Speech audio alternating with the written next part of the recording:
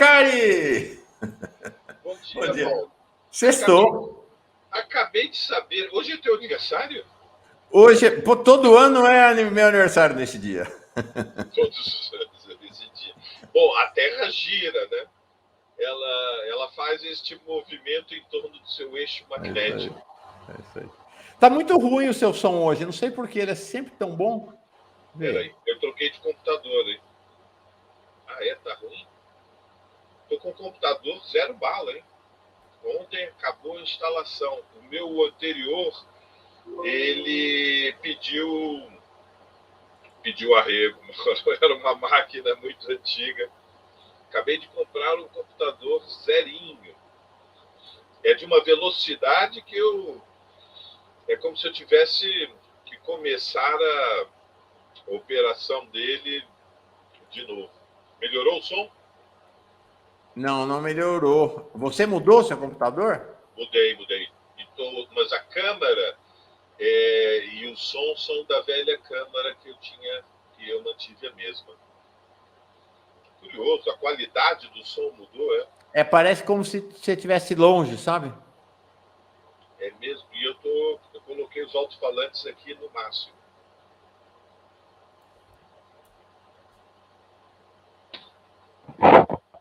É que os meus alto-falantes é que não estão muito bons, eu acho. Mas o som é o mesmo. O computador é novo. Zerinho, estreado anteontem. Parabéns, feliz aniversário, Mauro. Obrigado. Vamos embora. Hoje vamos fazer com esse som. Tá um pouquinho ruim, mas dá para entender perfeitamente o que você está falando. A Kátia Moreira dizendo aqui: a branquitude é patética, inclusive aquela à esquerda. Um sem número de homens brancos fazendo merda na vida pública, mas o que precisa ser evitado é o Joaquim Barbosa. Pois é, não dá. Lamentável esse tipo de afirmação, realmente não dá. Né?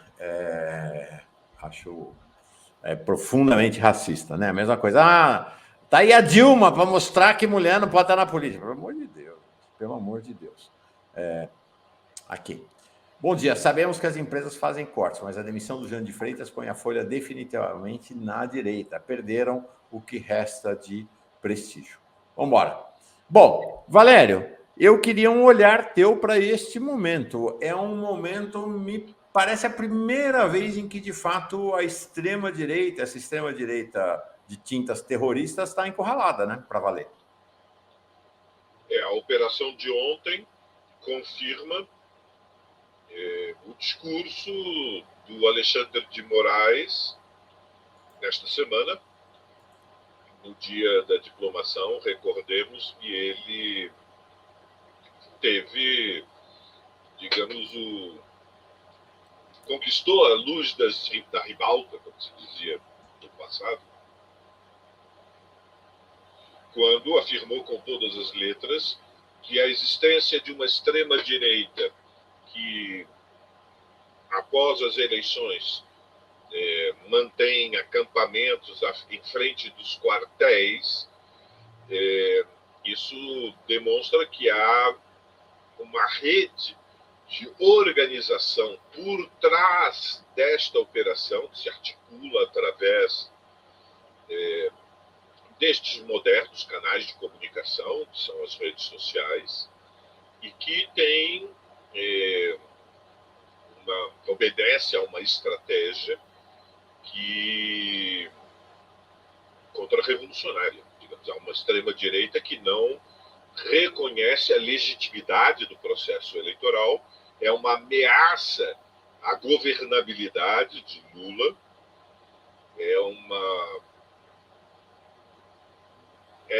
na verdade, um partido-movimento que tem programa, que tem finanças e que agita um movimento político-cultural que exacerba, excita, exalta a defesa de tudo que há de mais reacionário e privilegiado no Brasil. É um movimento rancoroso, ressentido, que expressa o medo da perda de privilégios. é um movimento dos setores ligados criminosamente à expansão da fronteira agrícola, portanto, tem uma base social no agronegócio e fraturou o país.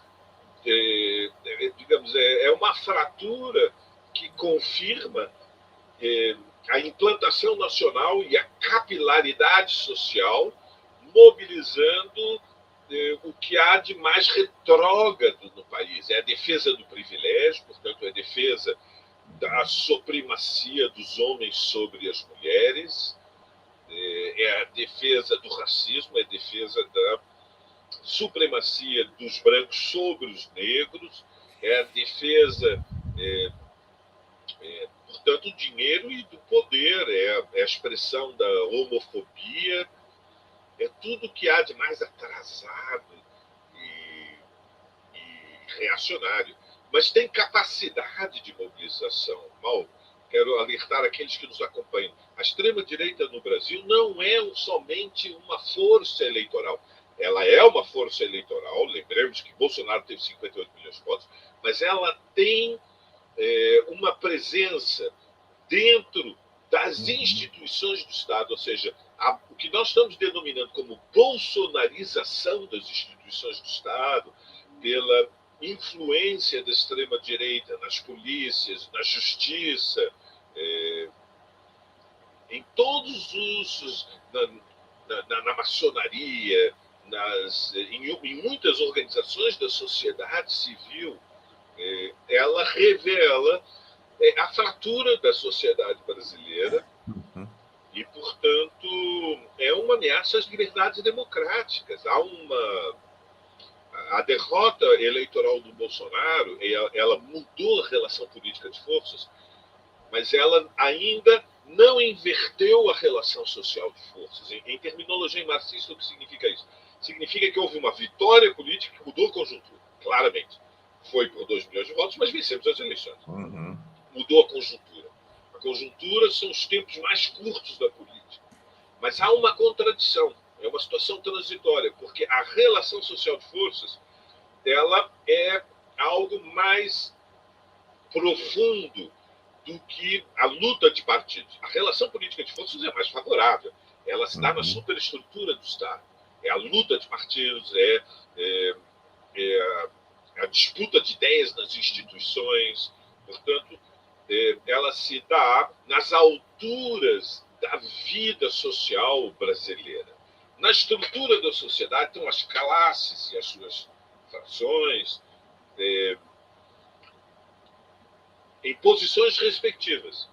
Então, como está a situação hoje das classes? A classe dominante, ela está dividida, como estava antes do processo eleitoral.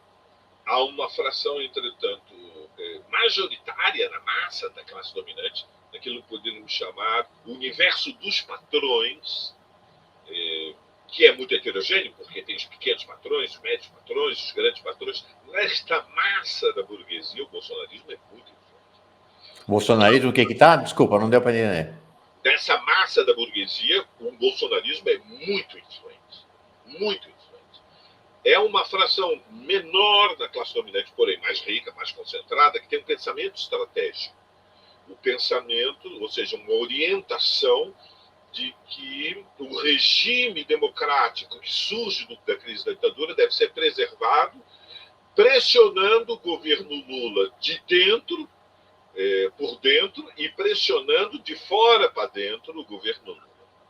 É interessante o que você traz, porque o que você está dizendo é o seguinte: não dá para falar, talvez, na expressão correlação de forças no interior desse território geográfico chamado Brasil, e que se expressa até para além das suas fronteiras, nas suas embaixadas, nas suas comunidades no exterior, tem várias correlações de forças distintas atuando. Então, você olha, por exemplo, a diplomação de Lula.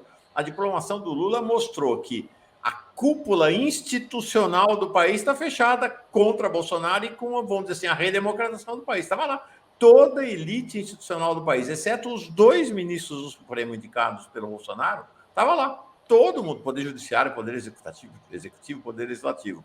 Quando você vem para as classes sociais, o cenário é de uma ruptura, de uma divisão completamente diferente dessa.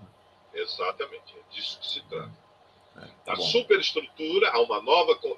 No país há uma nova conjuntura, Sim. mas a relação política de forças mudou. Na relação social de forças ainda não. Por quê?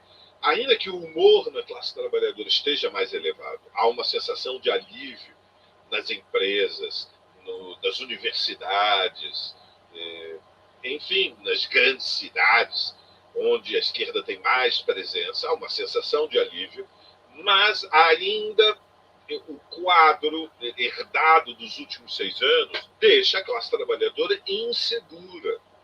Há insegurança porque tivemos muitas derrotas.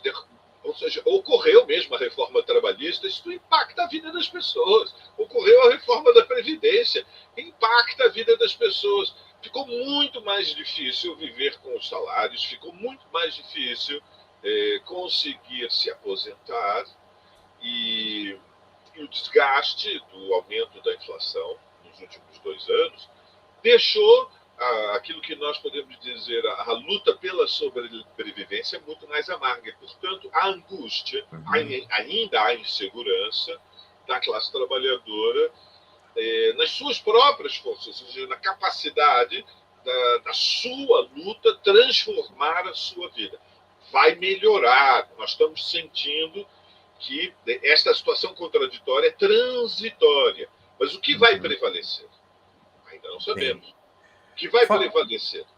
Sim. Falando ainda neste segmento, mas mudando ligeiramente foco, só antes registrando a Márcia Simão, dizendo aqui, eu apareço um pouco aqui, mas hoje não poderia deixar de te parabenizar. Obrigado, Márcia. Muita saúde, muitas felicidades e parabéns também pela sua parceria com o Plínio. Foi uma boa conquista desse ano, realmente. Para nós dois, acho que a gente se deu super bem. Legal. Obrigado, viu, Márcia? E registro também que o Manuel, grande Manuel, renovei minha assinatura de membro, em que pese ser amarelo. Tá bom. Legal, Manuel. Muito bem. Muito obrigado pela tua renovação. Você é uma figura sempre presente, relevante aqui com a gente. Porque é o seguinte, eu não sei, você viveu muitos e muitos anos em Portugal. Essa expressão gato escaldado tem medo de água fria existe por lá também? Ou até, talvez seja originário de lá, existe, né? Sim. Então, gato escaldado tem medo de água fria. Memória. A memória. A memória. Mas me parece que a gente tem hoje uma postura, para usar a linguagem alquiminiana, uma postura do poder entrante em relação ao poder sainte, me sinto um pouco diferente do que foi lá no fim da ditadura. Quando a gente vê lá o fim da ditadura no final dos anos 70, o discurso do poder entrante, das forças democráticas, era de conciliação, reconciliação nacional, virar a página, apagar o passado. Me parece que dessa vez está diferente, né? Você vê lá o Flávio Dino dizendo, não vai ter anistia, não. Quem cometeu crime vai ser punido. Haverá punição. Me parece que tem uma postura um pouco diferente em relação àquela postura dos setores democráticos na virada da ditadura, né? De que desta vez não dá, não tem essa história de anistia, de virar página, de passar a borracha, né? Gato escaldado tem medo de água fria. Eu diria que há sinais contraditórios. Okay.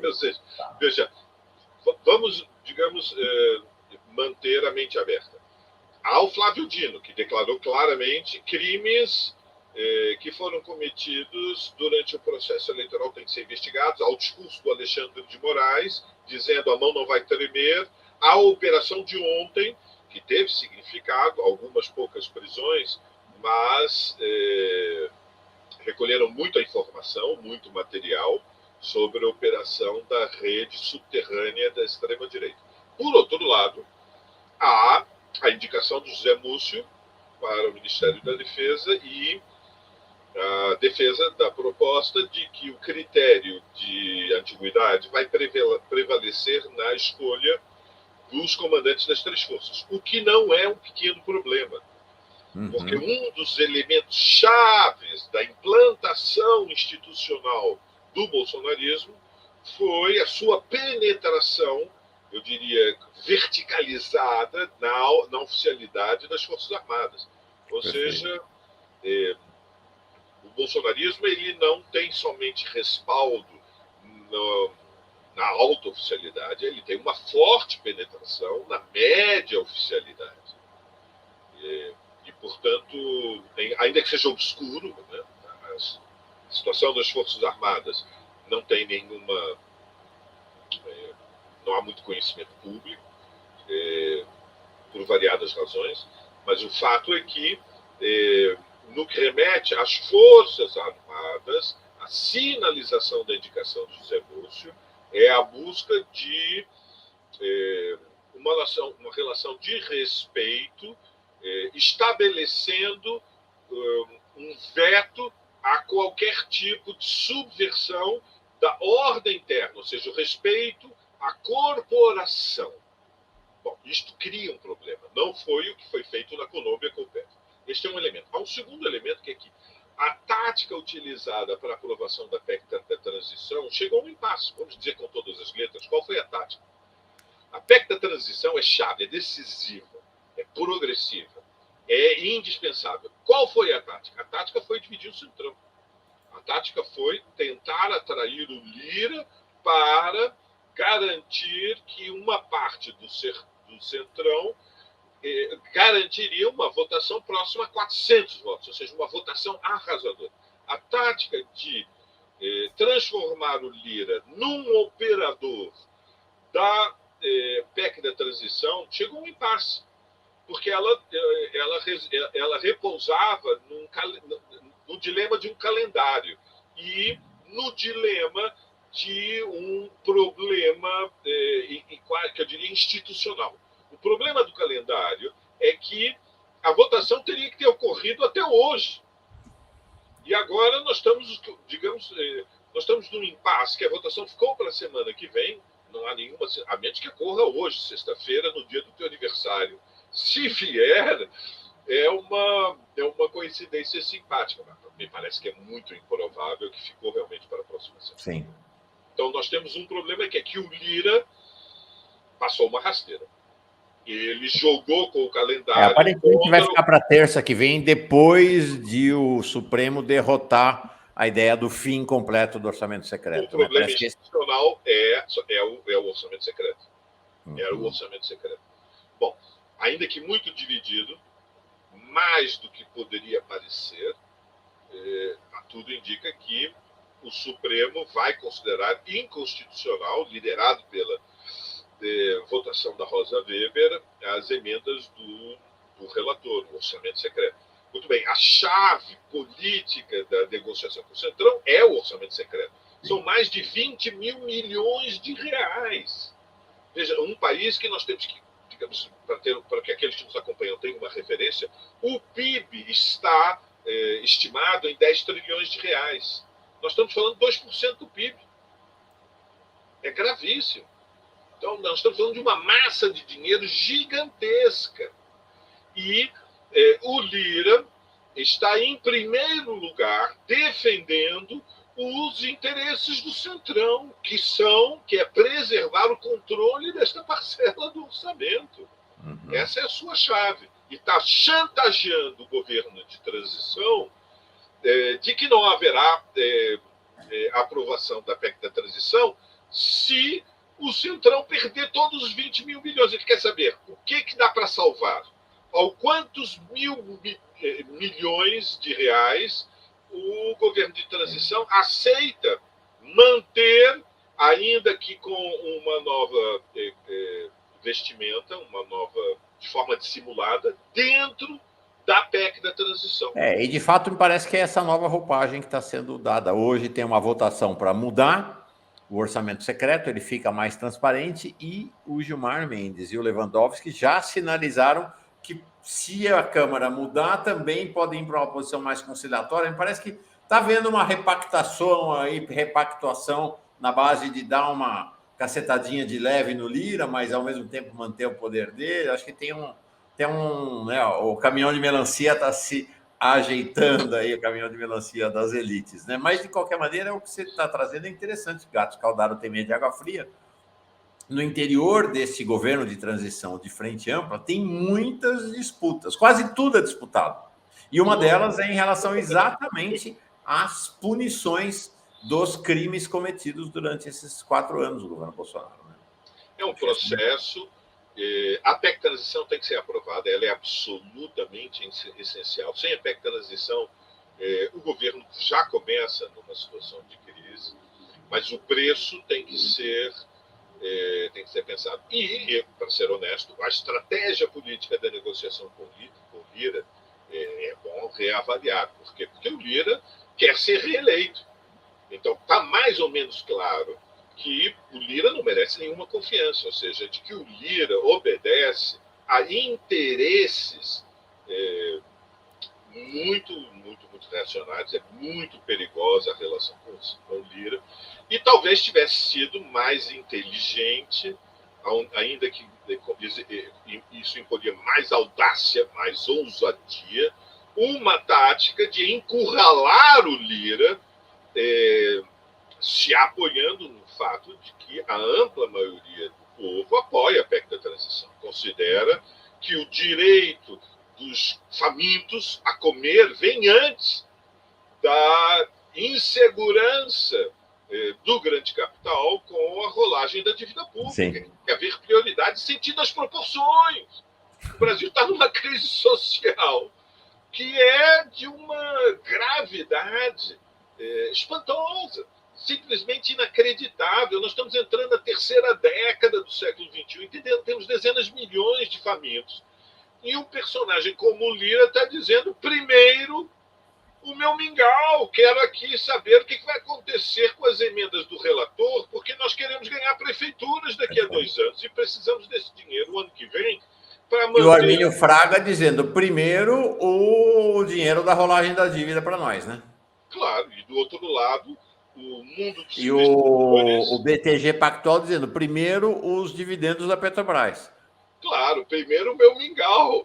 Mas veja, isso num país como o Brasil. E nós estamos tratando o Lira, que é o representante de interesses obscuros, nefastos, impublicáveis, que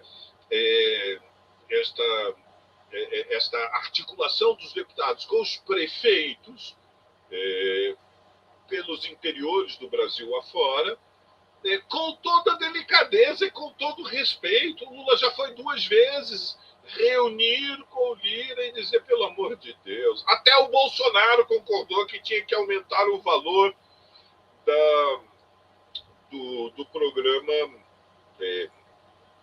do programa de transferência de renda. Agora, um cenário complexo, porque mesmo em, por exemplo, você vai lá, o Renan Calheiros. Adoro. Renan, um beijão para você, Renan. Maravilha, Renan. Agora é o seguinte, cara, é o grande inimigo do Lira em Alagoas. Ele parece ser um paladino, né, da justiça, da modernidade, da contemporaneidade. Cara, fiquei impressionado ontem. A nora dele, mulher do Renan Filho, ex-governador, agora senador como Renan, foi ontem simplesmente eleita conselheira do Tribunal de Contas de Alagoas, a Renata Calheiros. É assim, o patrimonialismo é um negócio impressionante, cara. E aí a gente vai dizer, o Arthur Lira é terrível, o Renan é ótimo. Porra, Renata Calheiros eleita do Tribunal de Contas, ela vai julgar as contas do governo do marido dela.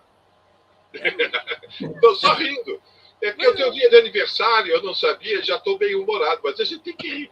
Exatamente, esta é a herança das relações impublicáveis que unem a riqueza ao poder na história do Brasil.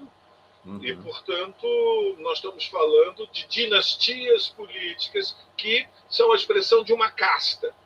Veja, o conceito de casta tem muita importância no marxismo. A tradição marxista não trabalha só com o conceito de classe, frações de classe.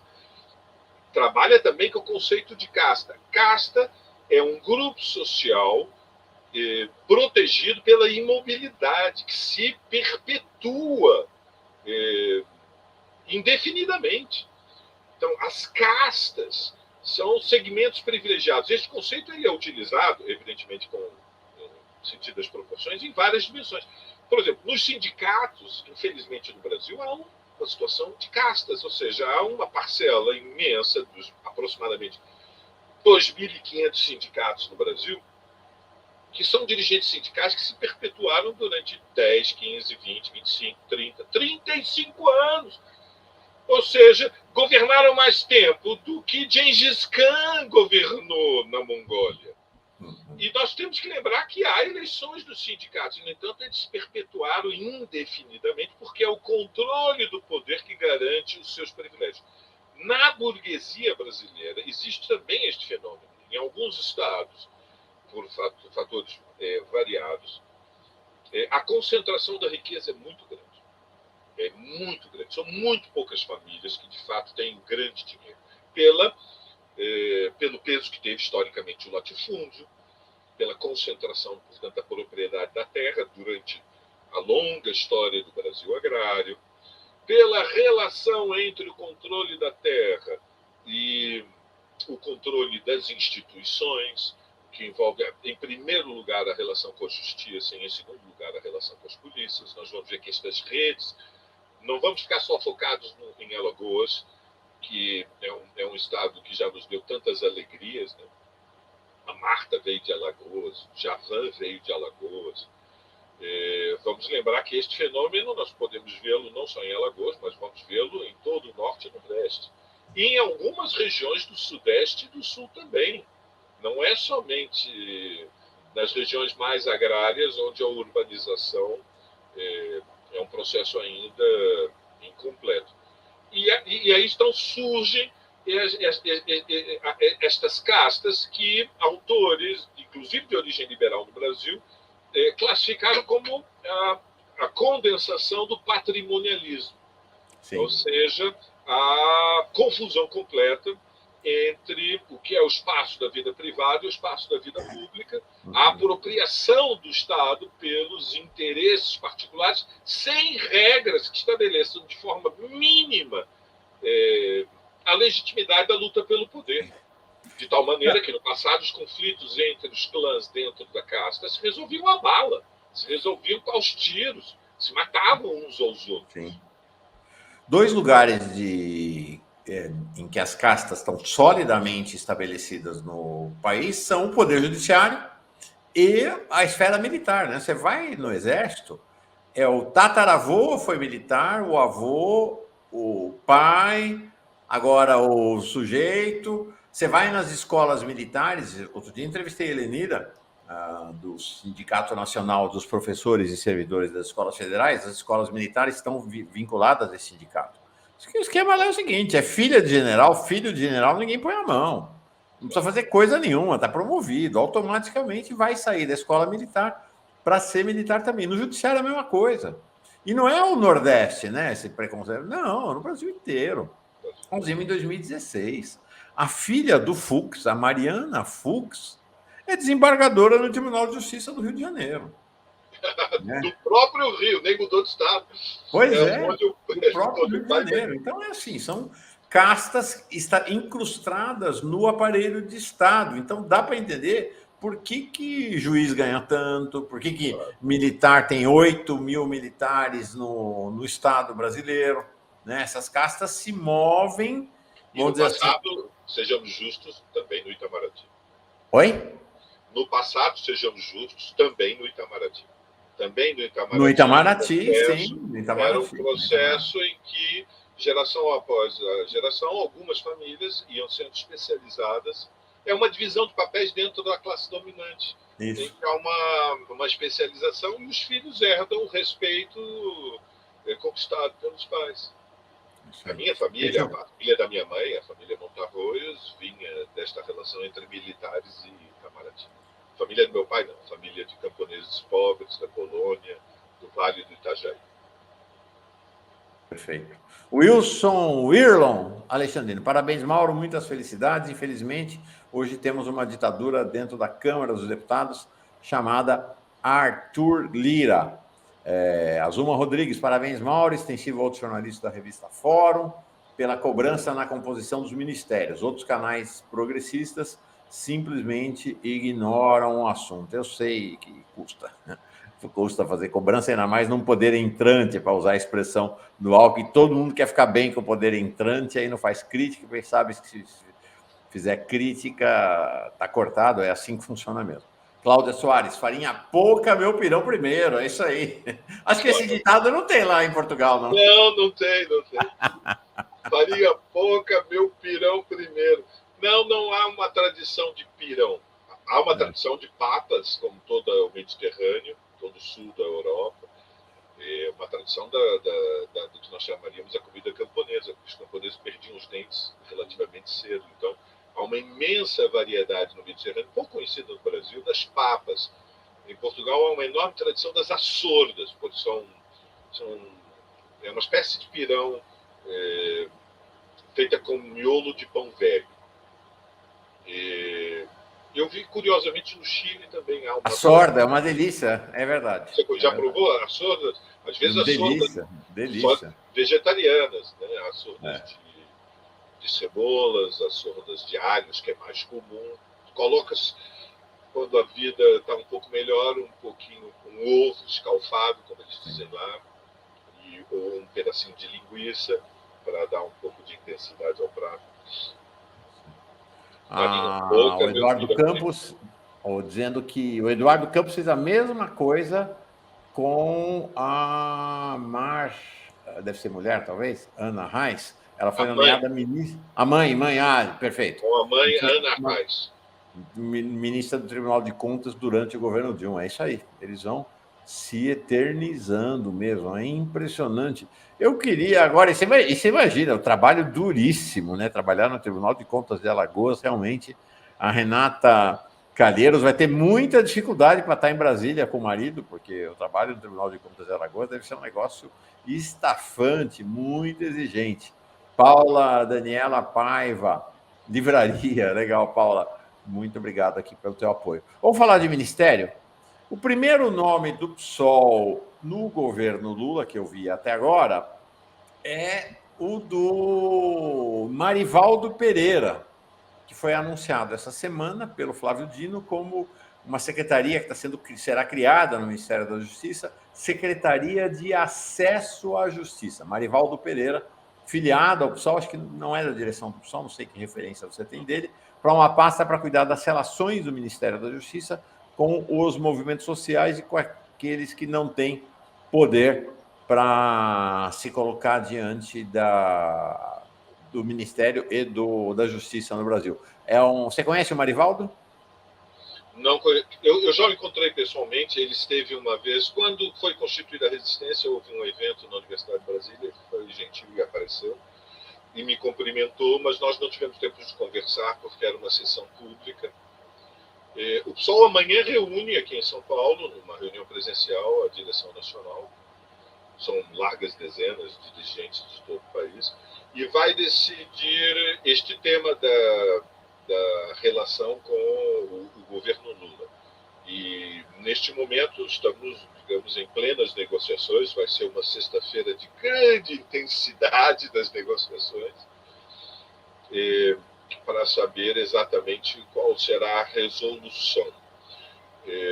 Existem 3 posições dentro da direção nacional do PSOL, e eu não me arriscaria a dizer exatamente qual vai ser o desenlace, porque depende, como eu te disse, dessas articulações para tentar construir o maior consenso possível. O que é absolutamente seguro, que não vai ter surpresa para aqueles que estão ouvindo. O que é absolutamente seguro é que o PSOL vai defender a governabilidade do Lula, ou seja, a legitimidade da vitória do Lula no processo eleitoral, e como ele compreende que o Brasil está fraturado, o PSOL vai se alinhar com o governo Lula contra a extrema-direita. Isto é absolutamente seguro.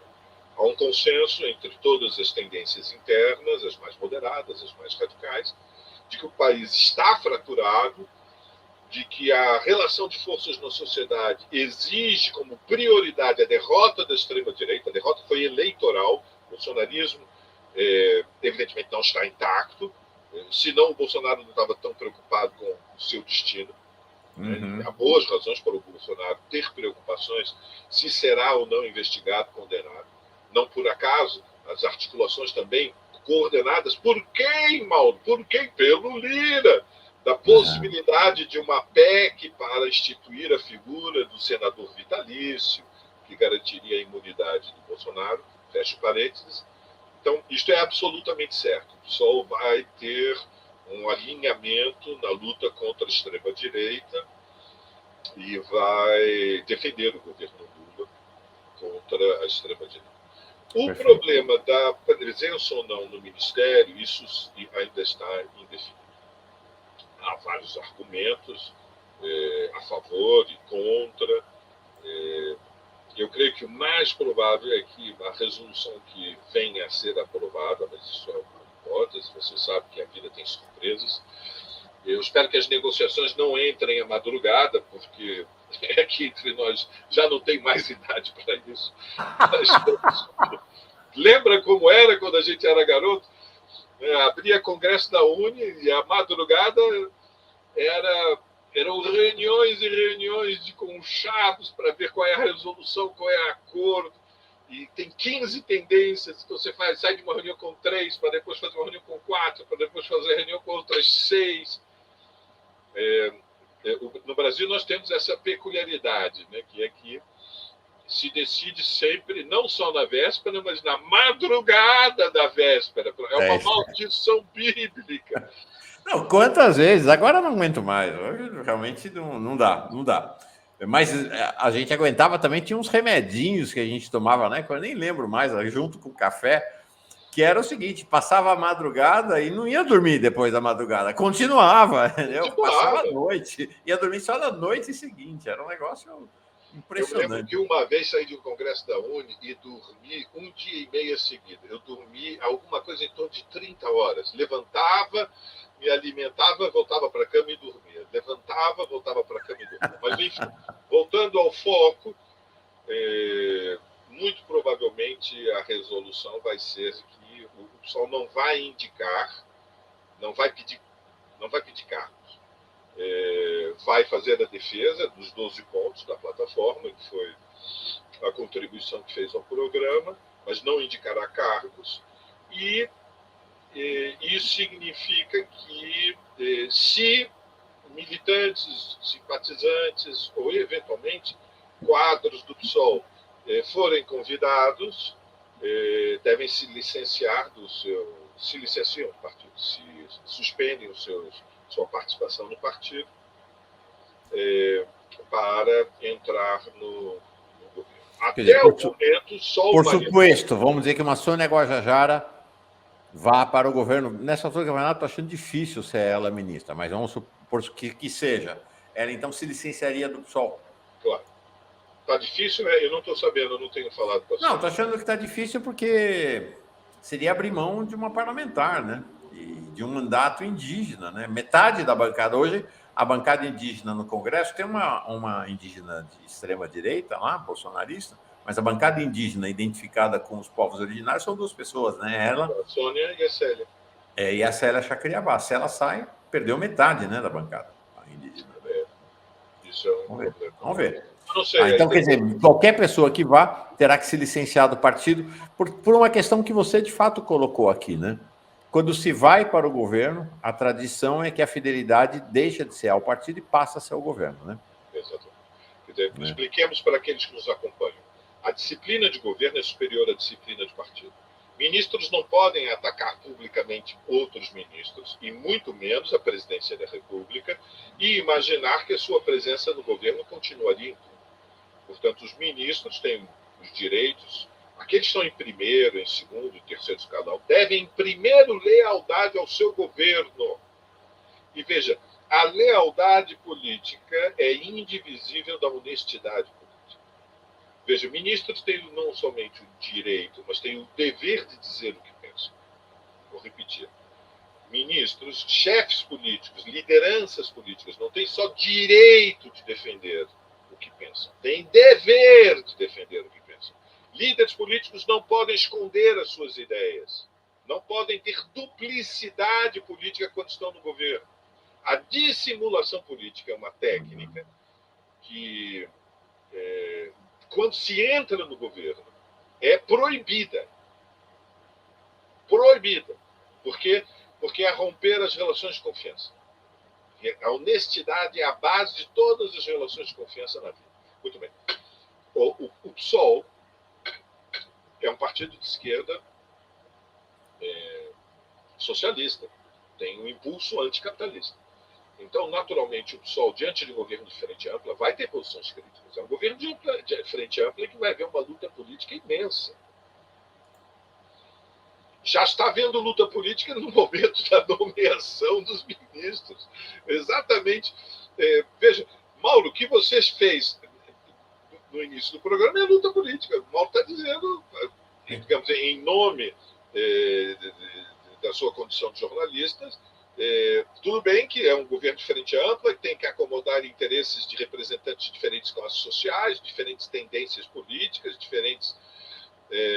a expressão nacional federativa do Brasil, mas só será um governo diferente também se tiver representação dos mais oprimidos, os negros, as mulheres, os indígenas, os LGBTs. Nós queremos que a cara do Brasil esteja no governo, ou seja, que a Faria Lima fique sabendo que este governo ele une a classe trabalhadora, que é a base social fundamental, base social histórica da esquerda, o mundo do trabalho assalariado, mas é um governo que abraçou a causa dos oprimidos.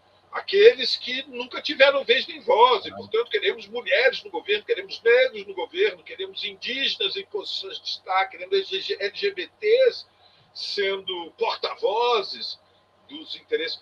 Isto é luta política. Muito bem. O PSOL, enquanto partido, tem que preservar a sua autonomia. A independência política é o sentido da existência de um partido. Se o PSOL perder a sua autonomia, ele se transforma num satélite do PT. Bom, se o PSOL se transformar num satélite do PT, ele perde a sua razão de existir. Ele surge em função de uma avaliação durante a primeira década deste século de que era necessário um partido com um perfil anticapitalista, que fosse a expressão dos novos movimentos sociais que surgem na virada do século, a partir do impulso dos fóruns sociais mundiais que fizemos em Porto Alegre e de movimentos à escala internacional e que deram vigor a uma nova etapa do movimento feminista internacional, uma nova etapa no movimento negro, uma nova etapa no movimento ambiental, uma nova etapa no movimento LGBT, no movimento estudantil, no movimento de juventudes, enfim. Então ele surge em função da necessidade da defesa de um programa que não é o do PT. É um programa, digamos, mais à esquerda do que o governo PT, para usar uma imagem científica. Veremos, a reunião é amanhã. Eu creio que se caminha para uma construção, espero, confio, desejo que se evite votações muito, muito, muito divididas e que se chegue à conclusão que o PSOL deve permanecer com autonomia e liberar. Não tem por que nós constrangermos camaradas nossos que eventualmente sejam convidados. Você acha que dá para construir maioria ao redor de uma resolução como essa? Acho. Sim. Deixa eu te falar uma coisa. Até hoje, né, como você falou, dia do meu aniversário, eu tenho algumas orações, apesar de estar vivendo um momento de profunda crise de espiritualidade. Duas, basicamente. Né? A primeira que é assim, Deus me dê força para aos 80 anos começar tudo de novo, como já comecei na vida várias vezes. E a segunda é a seguinte, Deus me livre de ser uma pessoa normal, dentro da normalidade. Eu, até porque sou sagitariano, para quem gosta disso, eu gosto de gente doida, eu gosto de... É isso, estou fora dos normais, estou fora dos normais. E aí eu te digo o seguinte, esse PSOL está nesse universo, porque assim, isso é uma subversão da lógica da política. A lógica da política, Valério, diz o seguinte, eu quero colocar o cara do meu partido no governo, porque aí o meu partido vai usufruir de poder e de influência, e eu vou poder fazer indicações, eu vou poder estabelecer políticas, e eu vou ampliar a minha influência. Aí vocês veem e dizem o seguinte, ok, pode ir, mas tem que se licenciar do PSOL. Aí eu digo, é um partido doido, gostei, né? Porque é uma subversão da lógica da política tradicional, né, Valério? Exatamente. Significa que o PSOL não é uma escada para carreiristas construírem voos solos e se profissionalizarem na política usando a militância popular. Só um partido de militantes, ou seja, nós estamos falando dos operários que constituíram um comitê Lula-PSOL na Volkswagen Anchieta com 200 trabalhadores. É um partido que está implantado nas refinarias da Petrobras, é um partido muito influente entre os professores da rede pública, estadual, e municipais, em todo o país. É um partido que tem presença entre os estudantes universitários, é um partido que tem iniciativa nos coletivos feministas. As pessoas elas são invisíveis, mas só são invisíveis para quem não quiser vê-las. Há um movimento feminista, há um movimento negro, há um movimento LGBT, e quem está neles conhece a turma do PSOL. A turma do PSOL atua lealmente no interior destes movimentos, em defesa de uma orientação política, mas não esconde, porque também na militância de base é preciso honestidade. Veja, na época da ditadura, a gente tinha que fazer trabalho de base e esconder quem a gente era. A gente tinha que se esconder. Por isso é que nas universidades, as correntes de esquerda, que eram clandestinas, atuavam com nomes de fantasia, com nomes poético-literários. As correntes se chamavam Refazendo, Caminhando, Novo Rumo, Vento Novo. Eram fórmulas poéticas. Atrás destas correntes estudantis existiam organizações marxistas clandestinas que tinham dirigentes presos e, portanto, camuflavam, dissimulavam a sua identidade política através de nomes literários para a defesa do seu programa. Muito bem. Nas condições das liberdades democráticas atuais, a esquerda é transparente. Nós não temos, repito, somente o direito, nós temos o dever de que as pessoas que estão ao nosso lado sabem quem nós somos. Você não pode estar atuando no movimento estudantil e você é um militante do PSOL e ninguém sabe. É desonesto politicamente, porque é uma relação de manipulação política. Isso quem faz é a extrema-direita. A extrema-direita que está em posições de poder, os seus quadros inseridos na sociedade escondem que são fascistas, escondem que são bolsonaristas, porque sabem que se apresentassem, defendem as ideias da extrema-direita, mas não se identificam, o que torna para as pessoas comuns muito mais difícil saber quem são.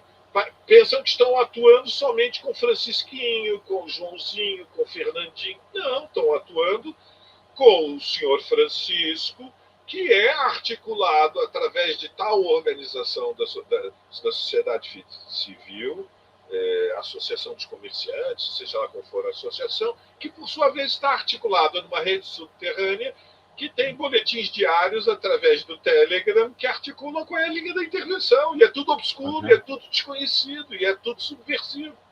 A esquerda tem que ser transparente. Portanto, realmente o PSOL, como você diz, nós somos uma turma divertida, porque somos gente honesta, defendemos critérios honestos. E, portanto, nós defendemos o governo contra a extrema-direita, mas o governo Lula não é o nosso governo. Não. É óbvio que não é o nosso governo, porque nós somos de esquerda mesmo. O Lula abraçou uma estratégia política que não é a nossa. A estratégia do Lula era a frente ampla, e ele não enganou ninguém. Ele colocou o Alckmin desde novembro de 2020 como seu candidato a vice, que era, algo pode simbolizar mais a frente ampla, que o Alckmin, que foi o candidato preferencial da burguesia nas eleições de 2018, não foi nas eleições de 1898, foi nas eleições de 2018 que o Alckmin foi o candidato. Só para encerrar, Valério, isso não quer dizer que eu estou vendo Eduardo Meirelles ali, vai entrar agora, isso não quer dizer que o PSOL vai estar na oposição ao governo Lula. Ou quer? Não, óbvio.